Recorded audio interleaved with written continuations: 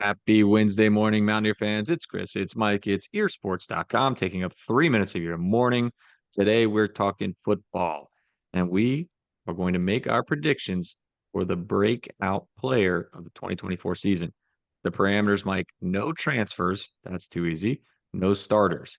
Has to be somebody that was in a backup-ish role this past season and was on the roster. So a returner that was not a starter. Today, let's do the offense. Do you want to go first? Or you want me to go first? Nope, you can go first on this one here because this is a tough one because of the parameters you put in, and you can explain why, but it's a pretty narrow pool to pick from, which is a great Yeah. sign for West Virginia's offense. Yeah, very, very good news. It's a good thing that this is difficult because that means there are a lot of returners, which there are. And then the places where there are not returners, they were replaced with known, I'll put that in quotation marks, quantities as transfers.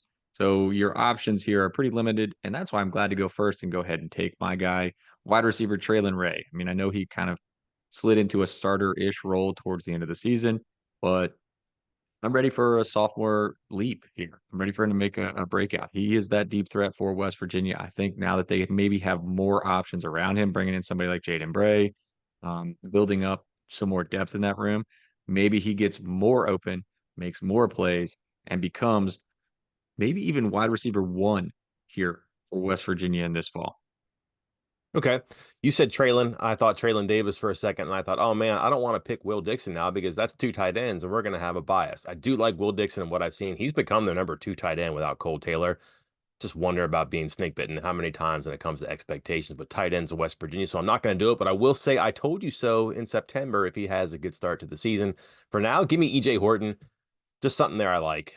They're moving everybody around and because they're trying to find ways to get him on the field. That guy's fast. He's probably their fastest receiver.